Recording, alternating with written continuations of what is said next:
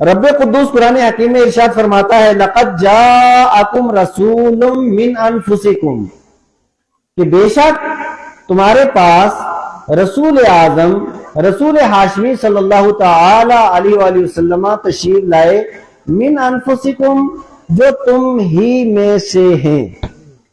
اب نبی پاک علیہ السلام کو اللہ تبارک و تعالی نے انسانوں کے اندر پیدا فرمایا۔ یہ اللہ تبارک و تعالی کا احسان عظیم ہے کہ اس پاک پروردگار عالم نے نبی پاک علیہ السلام کو انسانوں میں سے پیدا فرما کر کے سارے انسانوں کا رہبر و رہنما اور ہادی اعظم بنا دیا ہے، اور ساری دنیا کی نجات نبی پاک علیہ السلام کے پیچھے چلنے میں ہے۔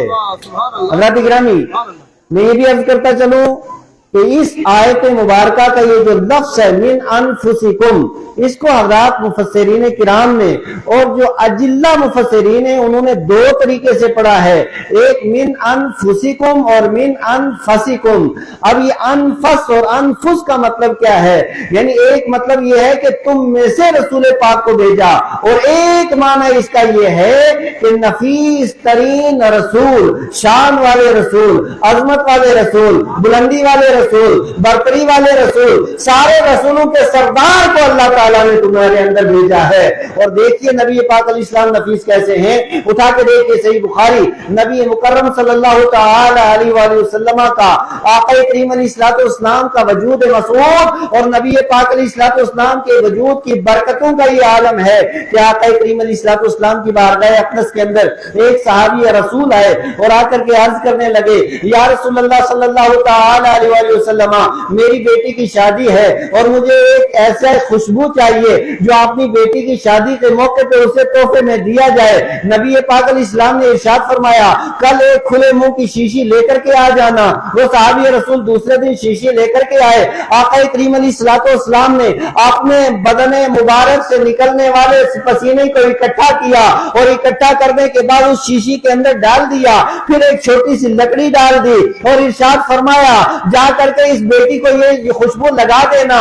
اللہ اللہ، جب وہ خوشبو لگا دی ہے تو مدینہ منورہ کی عورتیں کہنے لگی ہیں، ذرا گھر والوں یہ تو بتا دو روئے زمین کی کس مارکیٹ میں یہ خوشبو ملتی ہے، کہاں یہ خوشبو ملتی ہے؟ ہم نے بازاروں کی خوشبوئیں دیکھی ہیں، ہم نے ہر طرح کا عطر دیکھا ہے، ہم نے ہر طرح کی کستوری دیکھی ہے، لیکن اللہ کی عزت کی قسم ہے اس طرح کی خوشبو ہم نے نہیں دیکھی ہے، اور ہو بھی کیسے، ان کی مہک میں دیتے گنجے کھلا دیے ہیں، جس راہ چل گئے ہیں کوچے بسا دیے ہیں۔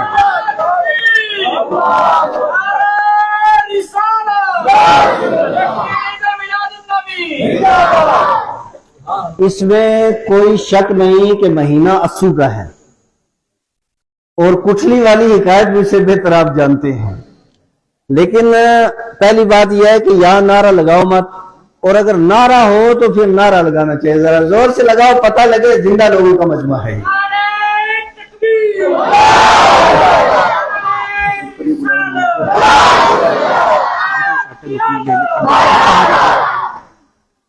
اچھا آپ تمام حضرات کھڑے ہو جائیں، جتنے سب کھڑے ہو جائیں، ہاں ایک دم، تاکہ سستی دور ہو جائے، پھر تقریر سننے سنانے میں مزہ آئے۔ آگے آ جائیں، میرے قریب آ جائیں، بالکل سب لوگ آگے آ جائیں ماشاءاللہ، اور بالکل قریب، اور آگے آگے آگے تشریف لا کر کے آپ بیٹھے۔ آپ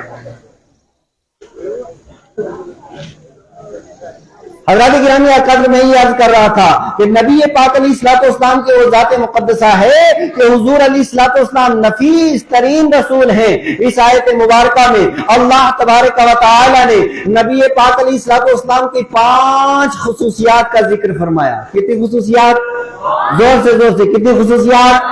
5 خصوصیات۔ پہلی خصوصیت یہ ہے، پہلی خاصیت یہ ہے کہ نبی پاک علیہ السلام یہ نفیس ترین رسول ہیں، یعنی رسول پاک علیہ السلام کا پسینہ ایسا ہے کہ ویسی خوشبو کسی کے نہیں تھی، اور جب یہ لڑکی، جب ان کی شادی ہو گئی اور پھر یہ پسینہ اس گھر کے اندر استعمال ہوتا رہا تو پھر عالم یہ تھا کہ جس گھر کے اندر نبی پاک علیہ السلام کا پسینہ بطور خوشبو खुशबू इस्तेमाल होता, फिर वो सारे का सारा घर भी महकने लगा और वो मोहल्ला भी महकने लगा, और उस सारी उनके घर को, उनकी मंजिल को और उसके काशाना अक़दस को खुशबू वाला घर मदीना मुनव्वरा में उसका नाम रख दिया गया।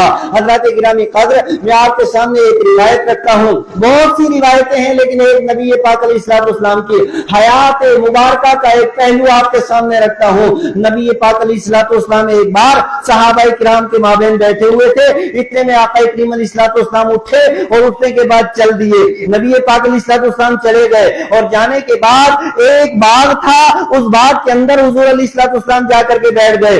इतने में सहाबाए किराम रिज़वानुल्लाहि तआला अलैहिम अजमाइन को बड़ी फिक्र रहती थी कि नबियों का ताजदार हमारी आंखों से ओझल हो गया है, आमना का लाल हमारी आंखों से ओझल हो गया है, अहमद मुख्तार हमारी आंखों से ओझल हो गया है। लिहाजा नबी पाक अलैहिस्सलाम की तलाश में ये सहाबाए किराम निकल पड़े। अबू हुरैरा हदीस के रावी हैं, वो बयान करते हैं कि मुझे बड़ा डर लगा कि आका करीम अलैहिस्सलाम को कोई दुश्मन नुकसान ना पहुंचा दे, लिहाजा हम सारे के सारे चलने लगे। लेकिन जाने के बाद जब एक बाग के अंदर, जब एक बाग के पास पहुंचे, उस बाग को दीवार से घेरा हुआ था। आखिरकार मैं एक जगह से, जहां से पानी की नाली अंदर जाती थी, वहां से मैं बिल्कुल लोमड़ी की तरह सुकड़ करके वहां से अंदर चला गया। मुस्तफा करीम अलैहिस्सलाम वहां पे एक कमरे के ऊपर जलवाबार थे। इतने में गया और जाने के बाद मैंने अर्ज किया, या रसूलल्लाह, सहाबाए किराम बड़े परेशान हैं, आप यहाँ पे जलवाबार हैं। मेरे आका ने इरशाद फरमाया, अबू हुरैरा मेरी ये जूतियां उठा लो, अबू हुरैरा मेरे ये नालेन उठा लो, और उठाने के बाद चले जाओ, दरवाजे से बाहर आओ, और बाहर जा करके जिस शख्स से तुम्हारी मुलाकात हो जाए उससे ये कहना, मन काला ला इलाहा इल्लल्लाह फदखलल जन्ना, कि जो बंदा तौहीद और रिसालत का इकरार कर लेता है, अल्लाह ताला उसके लिए जन्नत के दरवाजे खोल देगा। अब अबू हुरैरा जो भी बाहर आए तो मुलाकात सबसे पहले हुई हजरत उमर रज़ियल्लाहु ताला अन्हु के साथ। ये हजरत उमर भी ऐसे शेर हैं कि जब सो जाते थे तब भी इनका रौब कायम, जब जागते थे तब भी इनका रौब कायम। वो जरई, वो बाजुर्रत, वो दलेर सहाबी रसूल हजरत उमर रज़ियल्लाहु ताला अन्हु। अब उनके साथ जो मुलाकात हुई, और मुलाकात होने के बाद उन्होंने कहा, अस्सलाम वालेकुम। वालेकुम अस्सलाम। अबू हुरैरा कहां जा रहे हो?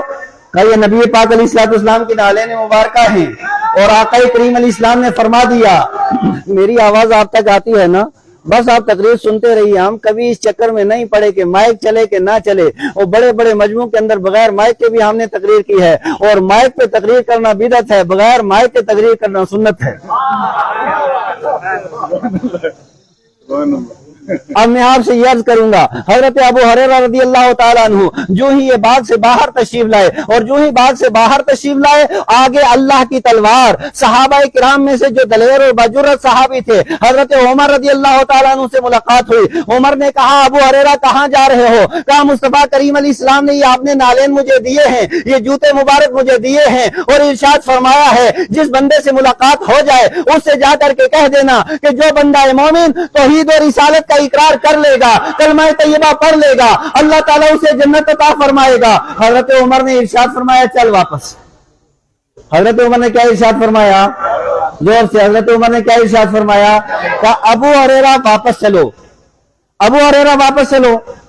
अब कुछ लोग हैं उनको अली बे की पट्टी आती नहीं है, जरा बज़ैद उनकी तरकीब आती नहीं है, बिस्मिल्लाह का सही तर्जुमा आता नहीं है, आपने आपको अहले हदीस कहलवाते हैं, और अहले हदीस कहलवाने के बाद फिर वो ये कहते हैं, जनाबे वाला, जिस आदमी को उर्दू आ जाती हो वो आदमी मुहद्दिस बन जाता है, जिसको उर्दू आ जाती हो वो मुफस्सिर बन जाता है, जिसको उर्दू आ जाती हो वो मुतर्जम बन जाता है। मैं आपसे ये अर्ज कर रहा हूँ, ये हजरत अबू हुरैरा वो है कि जिन्होंने हदीस किसी दारुल उलूम में नहीं पढ़ी, मुस्तफा करीम की बारगाह से पढ़ी है, और हुजूर ने फरमा दिया, मेरे नालेन ले जाओ, और जाकर के जिससे मुलाकात हो जाए और जाकर के उसे कह देना कि जो कलमा पढ़ लेगा वो जन्नत के अंदर दाखिल हो जाएगा। उधर हुजूर ने भेजा है, उमर ने रोका है, हजरत उमर ने रोका।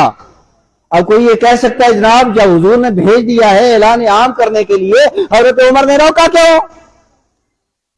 तो हजरत अबू हुरैरा मुहद्दिस हैं, हजरत अबू हुरैरा, जोर से हजरत अबू हुरैरा मुहद्दिस हैं, और हजरत उमर मुज्तहिद हैं।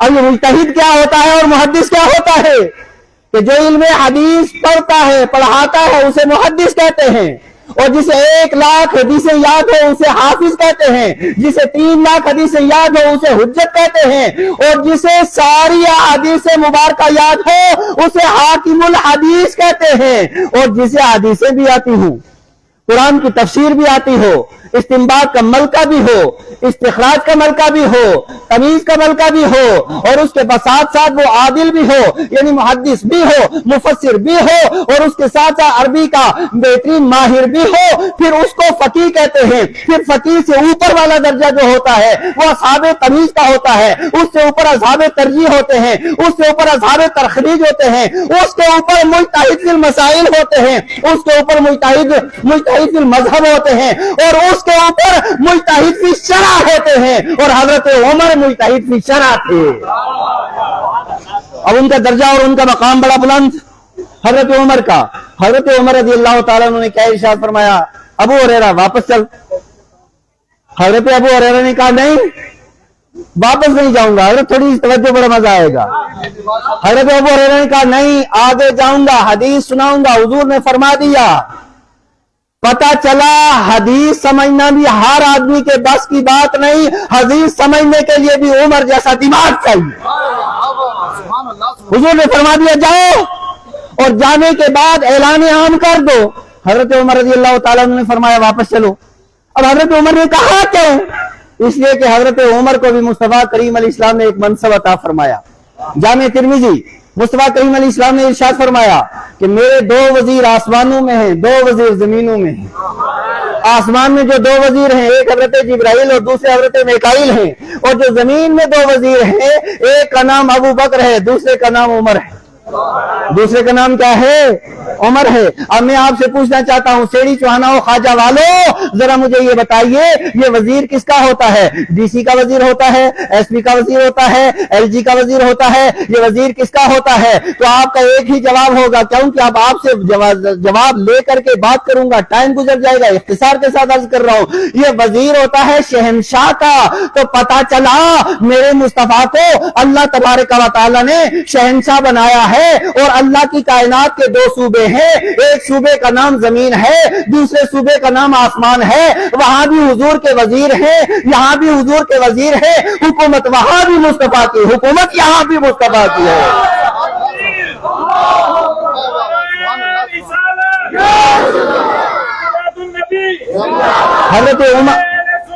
حضرت عمر رضی اللہ تعالیٰ عنہ یہ ہیں حضور کے وزیر، اور وزیر کا کام ہوتا ہے مشورہ دینا، اور سلطان کا کام ہوتا ہے مشورہ قبول کرے یا قبول نہ کرے، یہ سلطان کا کام ہے۔ اب حضرت عمر رضی اللہ تعالیٰ عنہ نے ارشاد فرمایا ابو ہریرہ واپس چلا جا۔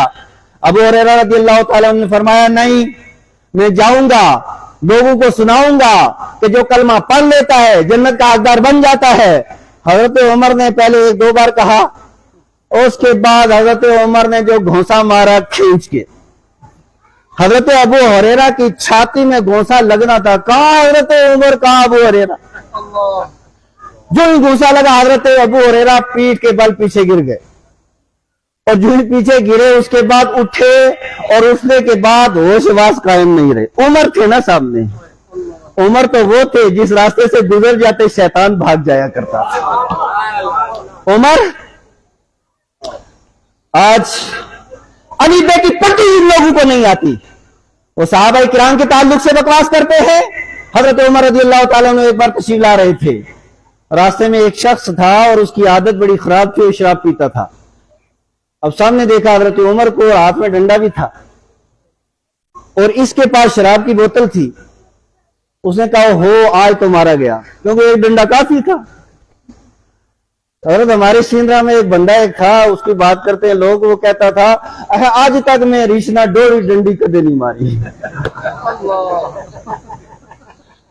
تو ہوتے ہیں کچھ اللہ کے شعر ایسے۔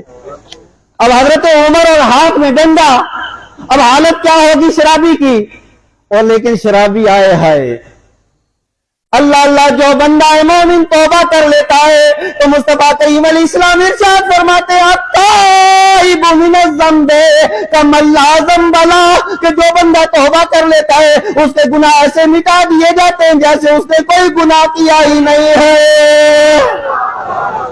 اب یہ جو تھا وہ اس نے فوراً کہا یا اللہ، اب اس کو پھینک بھی نہیں سکتا، عمر کی نگاہ پڑ چکی ہے، یا اللہ عمر سے آج تو بچا لینا، میں توبہ کرتا ہوں، آج کے بعد زبان پہ شراب نہیں رکھوں گا، آج کے بعد شراب کی گھونٹ بھی حرام سمجھوں گا، اور شراب کو حرام سمجھتا ہوں، جانتا تو ہوں، لیکن آج کے بعد شراب نہیں پیوں گا، سچی توبہ کی دل سے۔ حضرت عمر تب تک قریب آ گئے، حضرت عمر نے ارشاد فرمایا یہ کیا تو نے اٹھا کے رکھا ہے؟ اب آپ سمجھ سکتے ہیں حالت کیا ہوئی ہوگی۔ اس نے کہا حضرت دودھ ہے، کہا دکھاؤ، جو ہی دیکھا تو شراب دودھ میں تبدیل ہو گئی تھی۔ حضرت عمر کی آنکھوں سے آنسو آ گئے، کہا جس مالک و مولا نے آج تجھے میری ماں سے بچایا ہے، آج کے بعد شراب نہیں پینا۔ تو شراب ہے، لوگ بتاتے ہیں وہ اپنے زمانے کا بڑا عابد بن گیا تھا۔ حضرات گرامی وقار، یہ حضرت عمر رضی اللہ تعالیٰ عنہ حضور کے وزیر ہیں، اور وزیر کا کام ہوتا ہے مشورہ دینا۔ ابو ہریرہ رضی اللہ تعالیٰ عنہ اتنے ڈرتے ہوئے دروازے سے اندر گئے، اور اندر جانے کے بعد سیدھے حضور کی بارگاہ میں، اس لیے کہ غریبوں کا ماوا مصطفیٰ ہے، غریبوں کا ماوا مصطفیٰ ہے۔ جب دنیا ساری مارنے لگے نا تو پناہ دینے والی شخصیت کا نام محمد عربی ہے۔ اب حضرت ابو ہریرہ بڑے ڈرے، اور ڈرنے کے بعد جو ہی حضور کی بارگاہ میں پہنچے، مصطفیٰ کریم علیہ السلام نے ارشاد فرمایا ابو ہریرہ کیا بات؟ ابو ہریرہ حضور کا چہرہ بھی دیکھ رہے ہیں، پیچھے بھی دیکھ رہے ہیں، عمر آ رہے ہیں۔ کہا ہوا کیا؟ کہ یا رسول اللہ آپ نے فرمایا تھا میری نالین لے جاؤ، میری نالین لے جاؤ، تیرے قدموں میں جو ہے غیر کا منہ کیا دیکھے، کون نظروں میں چڑھے دیکھ کے تلوا تیرا، کہ میری نالین لے جاؤ اور کہو جس نے کلمہ پڑھ لیا جنت میں جائے گا۔ حضور میں اعلان کرنے کے لیے گیا تھا، اور سب سے پہلے ملاقات ہوئی حضرت عمر سے، اور جو ہی میں نے یہ حدیث سنائی انہوں نے ارشاد فرمایا کہ واپس جاؤ۔ اب انہوں نے فرمایا واپس جاؤ کیوں؟ حضور نے فرمایا تھا جاؤ جا کر کے سنا دو۔ تو یہ امر مطلق تھا، کیا تھا؟ اب یہ مطلق آپ کو تب سمجھ میں آئے گا جب ان علماء کی بارگاہوں میں آؤ گے۔ حضرت عمر رضی اللہ تعالیٰ عنہ فوراً احادیث مبارکہ کے معنی مفاہیم سمجھتے تھے۔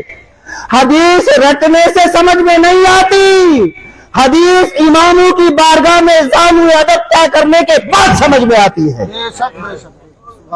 ورنہ حضور صدر الشریعہ کے ایک مرید تھے، وہ ایک بار تشریف لے گئے حضرت، تو وہاں دیکھا ایک آدمی وہ دھان سے نا، وہ جس کو تائیں گانا کہتے ہیں، وہ کام کر رہا تھا اور نماز پڑھ رہا تھا۔ نماز کا طریقہ یہ تھا،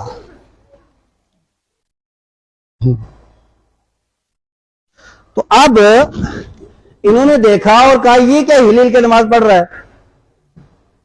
تو اس نے کہا جی دیکھو حدیث شریف میں آیا ہے کہ نماز ہل کے پڑھو۔ انہوں نے کہا یار آج تک ہم حدیث پڑھتے پڑھاتے رہے، ہمیں یہ حدیث نظر نہیں آئی۔ تو لایا پرانی ایک اردو کی کتاب، تو جو پرانی اردو ہے نا اس کے اندر جو یائے معروف اور مجہول ہے نا وہ ایک طرح لکھی جاتی ہے۔ تو حدیث میں لکھا ہوا تھا کہ نماز ہلکی پڑھو، اور وہ ہلکی کو پڑھا تھا ہل کے پڑھو۔ تو کچھ لوگ اس طریقے سے بھی حدیث سمجھتے ہیں، صرف الفاظ دیکھ لیتے ہیں لیکن معانی و مفاہیم کا پتہ نہیں ہوتا۔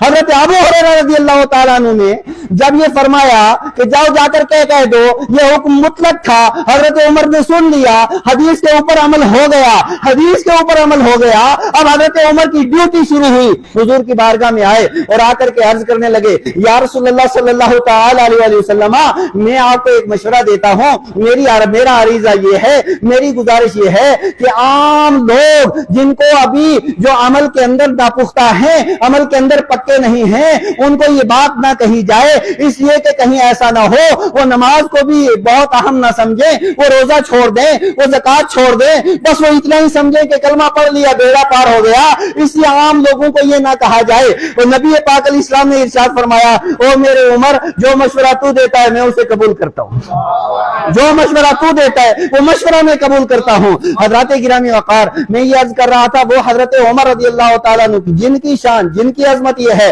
اب میں یہ جو حدیث آپ حضرات کے سامنے رکھی، میں صرف اتنا عرض کر رہا تھا، مصطفیٰ کریم علیہ السلام باغ کے اندر ہیں، اس زمانے میں فون بھی نہیں تھا، اس زمانے میں موبائل بھی نہیں تھا، یہ صحابہ کرام کو کیسے پتا چلا کہ مصطفیٰ کریم اسی باغ کے اندر ہے؟ سوال یہ پیدا ہوتا ہے صحابہ کو پتہ کیسے چلا؟ ابو ہریرہ دروازے سے نہیں گئے، ابو ہریرہ بھی وہاں سے گئے جہاں سے پانی کی نالی جاتی ہے۔ وجہ کیا ہے؟ تو یہ وجہ سننے کے لیے، یہ وجہ جاننے کے لیے کہ وہیں پہ مصطفیٰ تھے، صحابہ کو پتہ کیسے چلا، یہ وجہ جاننے کے لیے بریلی کے امام کے پاس جانا پڑے گا۔ ان کی مہک میں دل کے غنچے کھلا دیے ہیں، جس راہ چل گئے ہیں کوچے بسا دیے ہیں۔ مصطفیٰ کریم علیہ السلام کیونکہ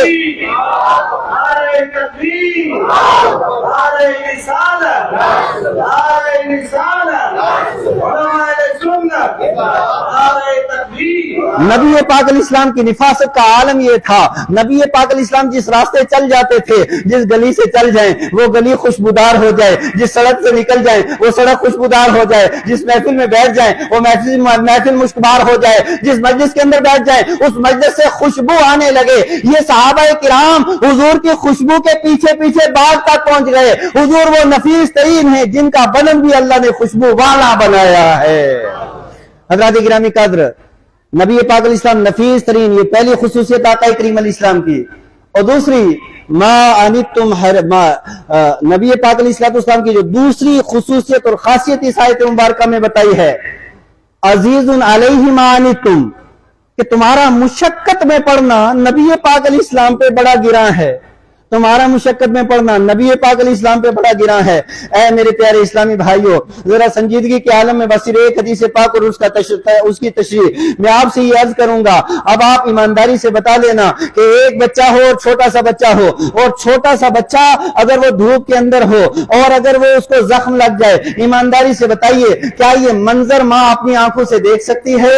اگر اس کو دودھ پینے کی ضرورت ہو تو کیا بھوکا بچہ ماں اپنی نظروں سے دیکھ سکتی ہے؟ بچہ زخمی ہو جائے ماں اسے دیکھ سکتی ہے؟ مطلب کیا ہوا کہ دوسرے کا یہ گراں بندے کے اوپر کیسے، دوسرے کا مشقت میں گراں کیسے ہوتا ہے؟ جب دوسرے کے ساتھ محبت ہوتی ہے، الفت ہوتی ہے، لگاؤ ہوتا ہے، تعلق ہوتا ہے۔ یعنی مطلب کیا ہوا کہ یہ امت جو مصطفیٰ کریم صلی اللہ تعالی علیہ وسلم کی امت ہے، اس کا مشقت میں پڑھنا نبی پاک علیہ السلام پہ گراں ہے۔ حضور علیہ السلام کو یہ امت اتنی پیاری ہے، اتنی پیاری ہے، اتنی پیاری ہے، اس کے تعلق سے میرے دوست حضرت مولانا مفتی سکندر صاحب سے آپ کافی باتیں سن چکے ہو۔ بس ایک حدیث آپ کی بارگاہ میں عرض کرتا ہوں۔ میرے مصطفیٰ کریم علیہ السلام کی بارگاہ اقدس میں ایک صحابی رسول آئے اور آ کر کے عرض کرنے لگے، یا رسول اللہ صلی اللہ تعالی علیہ وسلم، ہم اپنے گھر کے اندر رہتے ہیں، جب ہم بے چین ہو جاتے ہیں، جب آپ کا دیدار ہم کرنا چاہتے ہیں، گھر سے آ جاتے ہیں، مسجد نبوی کے اندر بیٹھتے ہیں، یا کاشانہ عائشہ پہ حاضری دیتے ہیں، یا صفہ پہ حاضری دیتے ہیں، یا مدینہ کے شہر کے اندر آ جاتے ہیں، مدینہ کے بازار میں آ جاتے ہیں، جہاں آپ ہوتے ہیں آپ کو دیکھ کر کے اپنی آنکھیں ہم ٹھنڈی کر لیتے ہیں۔ لیکن یا رسول اللہ ایک سوال مجھے کھائے جا رہا ہے، وہ سوال یہ ہے کہ جب محشر کا میدان قائم ہوگا، محشر کا میدان یہ کوئی سرن کوٹ کا میدان نہیں، یہ پونچھ کا میدان نہیں، یہ ہند و سندھ کا میدان نہیں، یہ شام و عرب کا میدان نہیں، یہ دنیا کے کسی خطے کا میدان نہیں، محشر کا میدان وہ ہے، حدیث شریف میں آیا ہے کہ محشر کا میدان، اور اس میدان کے اندر ایک ترازو ہوگا جسے میزان عدل کہتے ہیں، میزان عدل کے ایک پلے کا یہ عالم ہے محشر کا میدان۔ محشر کے میدان کے اندر ایک لگا ہوا ترازو، ترازو کے دو پلے، ان پلوں میں سے ایک پلے کا عالم یہ ہے کہ اگر ساتوں زمینوں کو، ساتوں آسمانوں کو اس ایک پلے کے اندر رکھ دیا جائے، ساتوں زمینیں، ساتوں آسمانیں اس پلے کے اندر، ان کی ایسی حیثیت ہوگی جیسے بڑے میدان کے اندر ایک انگوٹھی کی حیثیت ہوتی ہے۔ اب آپ سمجھ سکتے ہیں کتنا بڑا میدان ہوگا۔ اور پھر اس میدان کے اندر کون ہوں گے؟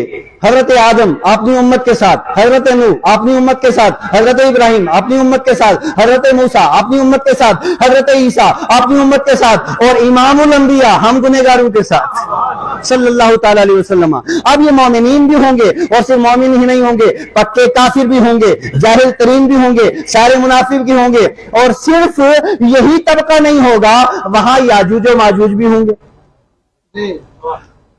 اور یاجوج و ماجوج وہ پیدائش کے اندر اتنے فاسٹ ہیں کہ ایک ایک حمل میں 100 بچے ہوتے ہیں ان کے یہاں۔ حدیث شریف میں ہے، مصطفیٰ کریم علیہ السلام نے ارشاد فرمایا کہ اللہ تعالیٰ محشر کے میدان میں حضرت آدم سے کہے گا، آدم جہنمیوں کو الگ کرو اور جنتیوں کو الگ کرو، اور جب وہ الگ کریں گے تو حضرت آدم عرض کریں گے، مولا جہنمی کتنے اور جنتی کتنے؟ تو اللہ تعالیٰ ارشاد فرمائے گا 9,999 جہنمی ہوں گے، ایک جنتی ہوگا۔ صحابہ کرام چیخ اٹھے، یا رسول اللہ جب اتنی بڑی تعداد جہنم کے اندر جائے گی پھر ہم کہاں پہ ہوں گے؟ پھر مصطفیٰ کریم علیہ السلام نے ارشاد فرمایا، میرے صحابہ تمہاری حیثیت محشر کے میدان میں، میری امت محشر کے میدان میں جو لوگ ہوں گے نا، اس میں وہی ہوگی جو اونٹ کے تل کی ہوتی ہے۔ تو یا رسول اللہ وہ کیسے؟ کہ یاجوج ماجوج اتنی بڑی تعداد میں ہوں گے۔ اب اتنی بڑی تعداد، اتنا بڑا میدان، صحابی رسول تڑپ اٹھے، یا رسول اللہ وہاں پہ جس وقت ہم آپ کا دیدار کریں گے، آپ کا دیدار کہاں پہ ہوگا؟ میرے مصطفیٰ کریم علیہ السلام نے ارشاد فرمایا، میرے صحابی گھبرانے کی کیا ضرورت ہے، جب محشر کے میدان میں میرا دیدار کرو گے نا، سیدھے حوض کوثر پہ آ جانا۔ میرے آقا ارشاد فرماتے، آنا فرۃ لکم، انا فرۃ لکم، یہ فرت کیا چیز ہے میرے پیارے اسلامی بھائیو؟ فرت اسے کہتے، پہلے زمانے میں قافلے چلتے تھے، قافلے کے اندر غریب بھی ہوتے تھے، قافلے کے اندر عورتیں بھی ہوتی تھی، قافلے کے اندر بچے بھی ہوتے تھے، قافلے کے اندر کمزور بھی ہوتے تھے۔ 10-20 لوگوں کو آگے بھیج دیا جاتا تھا، وہ آگے لوگ جا کر کے چائے کا انتظام کرتے، پانی کا انتظام کرتے، رہنے کا انتظام کرتے، خیموں کا انتظام کرتے کہ کمزور قافلے کے آئیں گے، آ کے آرام کریں گے۔ ان سامنے والے آگے والے لوگوں کو فرق کہتے تھے۔ آقا فرماتے، آنا فرۃ لکم، او میرے امتیوں، تم بھوکے بھی ہوگے، پیاسے بھی ہوگے، محشر کے میدان میں تمہاری پیاس کا انتظام میں خود کروں گا، میں تمہاری پیاس کا انتظام کروں گا۔ وہ مصطفیٰ کریم صلی اللہ تعالی علیہ وسلم محشر کے میدان میں حوض کوثر پہ، آقا نے ارشاد فرمایا حوض کوثر پہ ہوں گا، آنا میں اپنی ان پیاسی امت کو پانی پلاتا ہوں گا۔ صحابی رسول نے عرض کیا، یا رسول اللہ اگر وہاں ملاقات نہ ہو تو کہاں ملاقات ہوگی؟ میرے مصطفیٰ کریم علیہ السلام نے ارشاد فرمایا، میزان عدل پہ آ جانا۔ کہاں آ جانا؟ میزان عدل پہ آ جانا۔ وہاں پہ فاروق مصباحی بھی ہوگا، عبدالرزاق بھی ہوگا، خواجہ شفیع صاحب بھی ہوں گے، وہاں پہ محمد بن ملک صاحب بھی ہوں گے، یہاں یہ میرے اکابر علماء بھی ہوں گے، عوام بھی ہوں گے۔ اب میں سمجھتا ہوں کتنا نیک آدمی ہوں، آپ تو شاید میری داڑھی اور ٹوپی کو دیکھ کر، لباس کو دیکھ کر کے بڑا نیک سمجھتے ہوں، لیکن میں جانتا ہوں نا اپنے آپ کو، سب سے زیادہ حقیقت میں اپنی جانتا ہوں۔ میری صبح کیسے گزرتی ہے، میری شام، میرا دن، میری رات، یہی ہر آدمی اپنا محاسبہ کرے۔ میں آپ سے یہ عرض کرنا چاہتا ہوں کہ آپ دیکھیے کہ محشر کے میدان میں آقا ارشاد فرماتے ہیں کہ اگر میرے ساتھ ملاقات حوض کوثر پہ نہ ہو، میزان عدل پہ آ جانا، میری امت کے اعمال کم ہوں گے، میں زیادہ کروا کر کے انہیں جنت کی سند دلواتا ہوں گا۔ اب صحابی رسول نے عرض کیا، یا رسول اللہ وہاں بھی تو بڑی بھیڑ ہوگی نا، اگر وہاں بھی ملاقات نہ ہو تو ملاقات کہاں ہوگی؟ میرے مصطفیٰ کریم علیہ السلام نے ارشاد فرمایا، میرے صحابی گھبرانے کی ضرورت نہیں، پہلے حوض کوثر پہ آ جانا، وہاں ملاقات نہ ہو تو میزان عدل پہ آ جانا، وہاں اگر ملاقات نہ ہو تو پل صراط پہ آ جانا۔ پل صراط پہ میری امت کے گناہ بڑے ہوں گے، اور پل صراط سے میری امت کے بہت سے گنہگار، سیاکار، بدکار گرتے ہوں گے، اور میں اللہ کی بارگاہ میں رب سلیم رب سلیم کہتا ہوں گا، میں اللہ کی بارگاہ میں عرض کر رہا ہوں گا، میرے مولا یہ اگرچہ گنہگار بھی ہے، یہ بدکار بھی ہے، یہ سیاکار بھی ہے، لیکن مولا اس کو تو تھام لینا، اس کو تو سنبھال دینا، اسے جنت کا حقدار بنا دینا۔ میری امت گرتی ہوگی، میں بچا کر کے انہیں جنت کے دروازے سے اندر کرواتا ہوں گا۔ حضرات اب سنجیدہ طبقے سے میرا ایک سوال، صحابی رسول نے پھر عرض کیا، یا رسول اللہ اگر وہاں بھی ملاقات نہ ہو تو کہاں ہوگی؟ آقا نے ارشاد فرمایا، بس یہ 3 مقام ہیں، یا میں حوض کوثر پہ، یا میزان عدل پہ یا پل صراط پہ، بس 3 ہی جگہ۔ اب کیا مطلب ہوا کہ کبھی مصطفیٰ کریم علیہ السلام حوض کوثر پہ، کبھی حضور علیہ الصلوۃ والسلام میزان عدل پہ، کبھی حضور علیہ الصلوۃ والسلام یہ پل صراط پہ ہوں گے۔ یہ 3 جگہ، کبھی وہاں کبھی وہاں کبھی وہاں۔ حضور کس کے لیے جا رہے ہیں مجھے بتاؤ؟ کیا امام حسن و حسین کے لیے؟ تو جواب آئے گا نہیں، اس لیے کہ الحسن والحسین سیدا شباب اہل الجنہ، حسن و حسین وہ ہے جن کو اللہ نے جنتی جوانوں کا سردار بنایا ہے۔ کیا حضرت فاطمہ کے لیے؟ تو جواب ہوگا نہیں، اس لیے کہ فاطمہ وہ ہے کہ جن کو اللہ تعالیٰ نے جنتی عورتوں کا سردار بنایا ہے۔ کیا صدیق و فاروق کے لیے؟ جواب آئے گا نہیں، اس لیے کہ صدیق اکبر و فاروق اعظم وہ ہیں جن کو اللہ تعالیٰ نے جنت کے بزرگوں کا سردار بنایا ہے۔ تو پھر یہ نبی پاک علیہ السلام یہ 3 مقامات پہ کیوں اور کس لیے جائیں گے؟ میرے پیارو جواب یہی ہوگا، یہ جو میرے کالے کرتوت ہیں، یہ جو آپ کے گناہ ہیں، یہ جو امت دکھیاری امت ہے، یہ گنہگار امت ہے، یہ سیاکار امت ہے، اس کے لیے نبی پاک علیہ السلام کبھی میزان عدل پہ اور کبھی 3 مقامات کے اوپر جائیں گے۔ میں آپ سے پوچھنا چاہتا ہوں، ہمارے نبی وہ ہیں کہ دنیا کے اندر بھی ہمارا مشقت میں پڑنا انہیں گوارا نہیں، اور محشر کے میدان میں بھی ہمارا مشقت میں پڑنا انہیں گوارا نہیں ہے۔ وہ مہربان آقا، وہ رحیم آقا، وہ رؤوف آقا، وہ کریم آقا، وہ غیب بتانے والے آقا، وہ مہربان آقا، وہ شان والے آقا، وہ عظمت والے آقا، ان کے میلاد کی جلیل مانگی جاتی ہے؟ کون سی ایسی جگہ ہے جہاں حضور کے بغیر گاڑی چلتی ہو؟ کون سا مقام ایسا ہے جہاں نبی پاک علیہ السلام کے بغیر کوئی بندہ کامیاب ہوتا ہو؟ ہر جگہ تو نبی پاک علیہ السلام کی ہمیں ضرورت ہے۔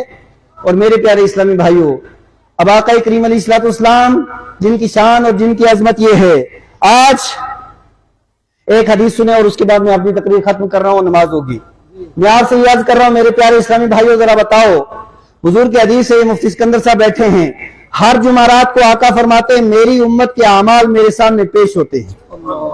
میری امت کے اعمال کیا مطلب ہوا؟ فاروق مصباحی رات میں کیا کر رہا ہے، دن میں کیا کر رہا ہے، آپ رات میں کیا کر رہے ہیں، دن میں کیا کر رہے ہیں، بازار میں کیا کر رہے ہیں، گھر میں کیا کر رہے ہیں، پڑوسی کے ساتھ کیا کر رہے ہیں، نمازوں کا سلسلہ کیا ہے، روزہ و زکات و حج کا سلسلہ کیا ہے، پڑوسیوں کے حقوق کا سلسلہ کیا ہے۔ یہ ہمارے جتنے کالے کرتوت ہیں، گندے کام ہیں، یہ سارے کے سارے ہر جمعرات کو نبی پاک علیہ السلام کے سامنے جا کر کے فرشتے رکھ دیتے ہیں، حضور علیہ السلام سب کچھ دیکھتے ہیں، اور جب اس امت کے گناہوں کو دیکھتے ہیں میرے مصطفیٰ کا دل دکھتا ہے۔ آقا کی آنکھوں سے آنسو جاری ہوتے ہیں کہ میرا امتی، یہ حضور کا امتی کیا کر رہا ہے۔ میرے پیارے اسلامی بھائیوں، اب اللہ کا واسطہ وہ نبی جو قبر میں ہمیں کام آئے، برزخ میں ہمیں کام آئے، پل صراط پہ ہمیں کام آئے، میزان عدل پہ ہمیں کام آئے، حوض کوثر پہ ہمیں کام آئے، جنت لے جانے والے نبی ہیں، عذاب سے بچانے والے نبی ہیں، عذاب کو دور کروانے والے نبی ہیں، شفاعت کرنے والے نبی ہیں، شفاعت صغریٰ حضور فرمائیں گے، شفاعت کبریٰ حضور فرمائیں گے، وہ شان و عظمت والے نبی۔ کیا ہماری غیرت اس بات کا تقاضا کرتی ہے یا ہماری غیرت اس بات کی اجازت دیتی ہے کہ ہم حضور کا دل دکھائیں؟ زور سے آواز آئے۔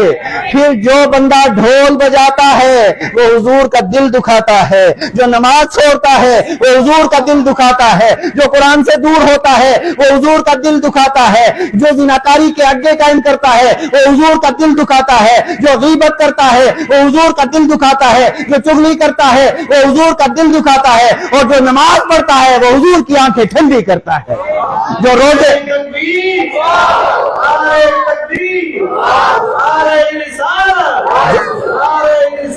جو روزے رکھتا ہے وہ حضور کا دل ٹھنڈا کرتا ہے، جو زکات دیتا ہے حضور کا دل ٹھنڈا کرتا ہے، حج کرتا ہے حضور کا دل ٹھنڈا کرتا ہے، نیکی کرتا ہے حضور کا دل ٹھنڈا کرتا ہے، مسجد کی تعمیر کرتا ہے حضور کا دل ٹھنڈا کرتا ہے، مدرسے کی تعمیر کرتا ہے حضور کا دل ٹھنڈا کرتا ہے۔ اب فیصلہ، پیغام یہی ہے، فیصلہ ہمیں یہ کرنا ہے کہ ہم حضور کے امتی ہو کر کے کیا ہم حضور کا دل دکھا رہے ہیں یا حضور کا دل ٹھنڈا کر رہے ہیں۔ یہ بس اپنا ہر بندہ اپنی جگہ محاسبہ کرے۔ اللہ تبارک و تعالیٰ اس ادارے کو، مولانا قمر الزمان صاحب کو، خواجہ محمد شفیع صاحب کو، ان کی ساری ٹیم کو دن 11ویں رات 12ویں ترقیاں عطا فرمائے۔ غلطی ہوئی کوئی تو اللہ اسے معاف فرمائے۔ وآخر دعوانا الحمدللہ رب العالمین۔ زور سے کلمہ شریف پڑھیں، لا الہ